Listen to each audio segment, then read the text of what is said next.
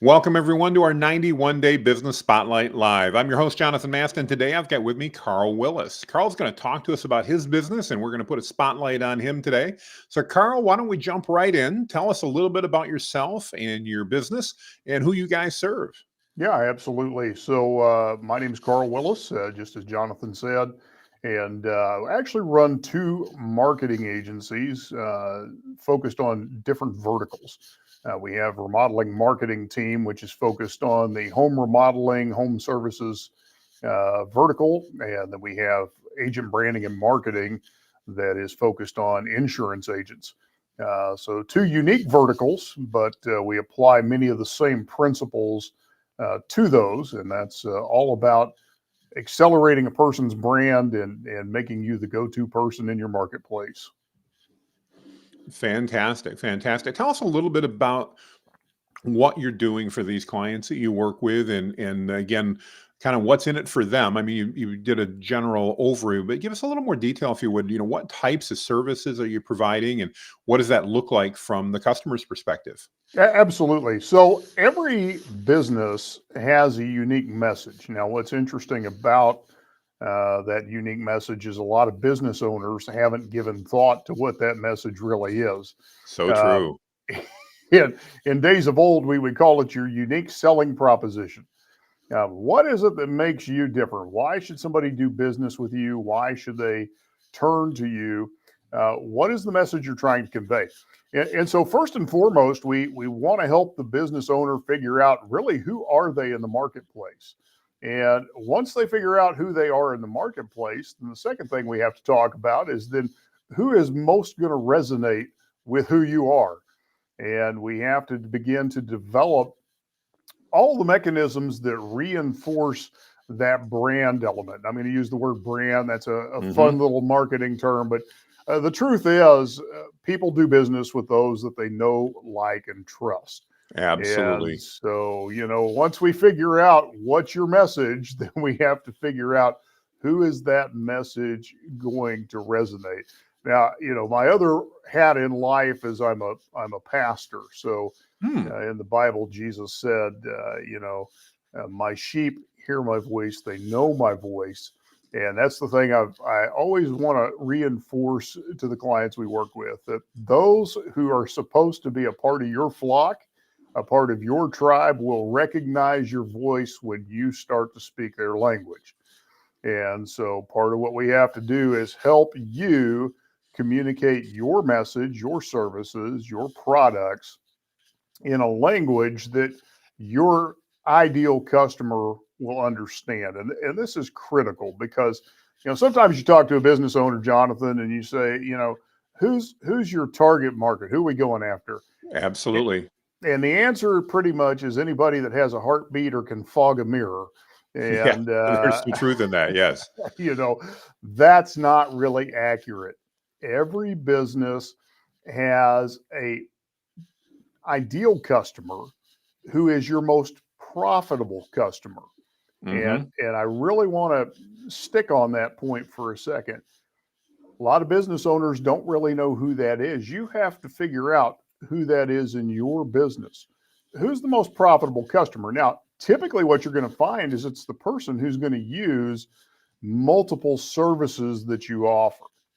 As a home remodeler, you want the person who's not just going to have you put in new kitchen countertops.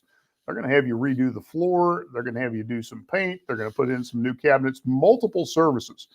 And what happens with those multiple services is you become sticky. Think of it as a spider web. When that moth flies into the web, this wing gets caught and it starts to move around, and this Hmm. gets caught and this gets caught. Before you know it, the moth is there for the duration.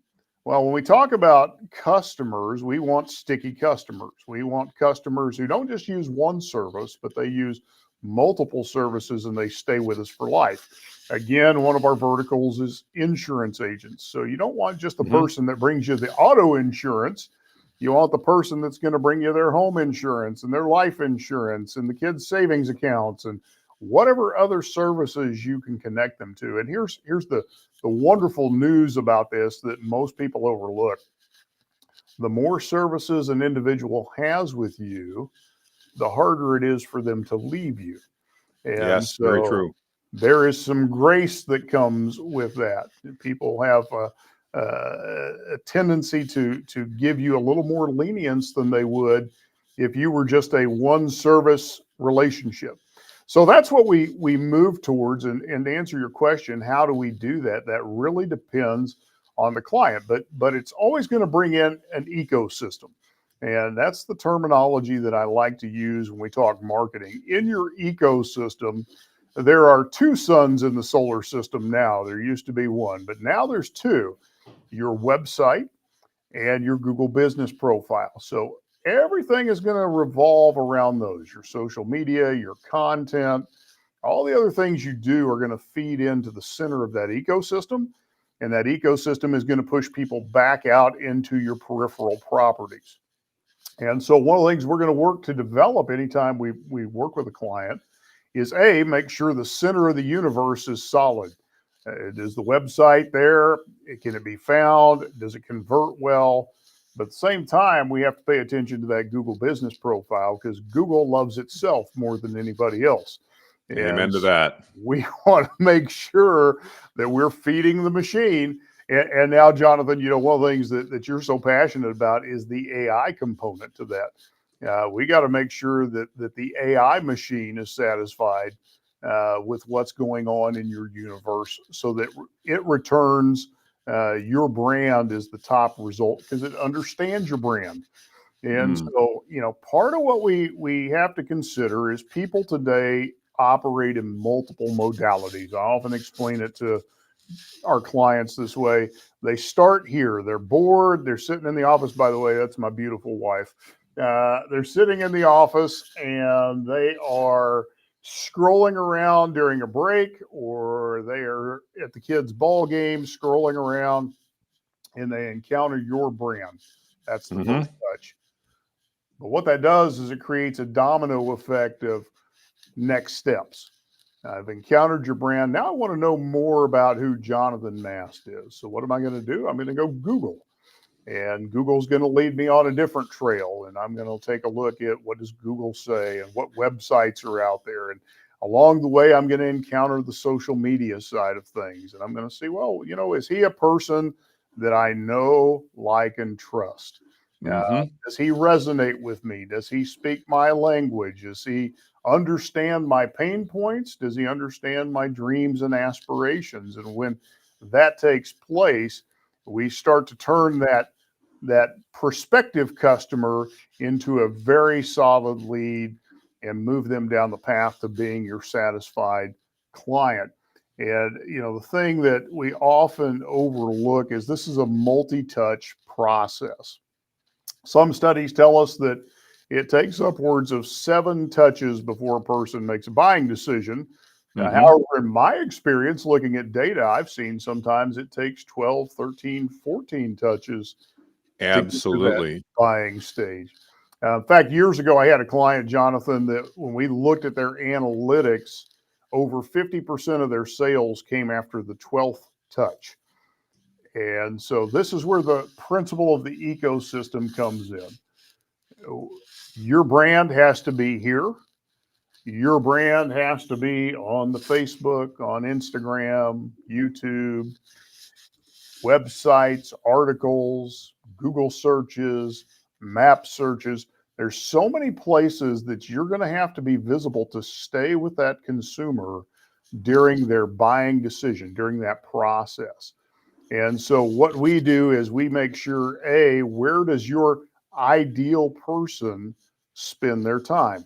Mm-hmm. So once we've identified that customer that we're looking for, then what we do is reverse engineer. Well, now that we know what type of person this is, what are they interested in? What are they afraid of? What are their habits, hobbies? What does their family look like? What does their educational level look like? We're going to build a profile, or in marketing terms, we call it an avatar, of who that best prospective customer is. And we're going to work our way backwards. Okay, well, they spend a lot of time on social media, and primarily they're going to follow their kids' activities. Great. Then we know we need to craft our message that way. We need to craft our content that way. But we're not going to be fooled. We know that they don't just spend all their time there. They're probably off on YouTube as well. So we need to have some content there. We know that they're also going to be doing some research. And so we've got to have some educational information out there.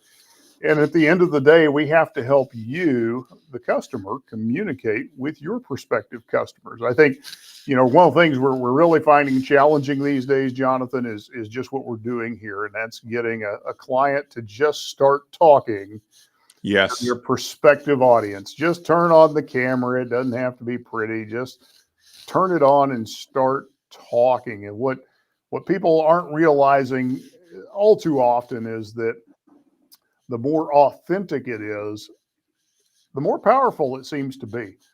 No doubt about it. No doubt about it. Well, you brought up so many amazing things in that, Carl. And one that I really want to just go back on because it's passion of mine. And while this is about you, I think you hit a really core point there.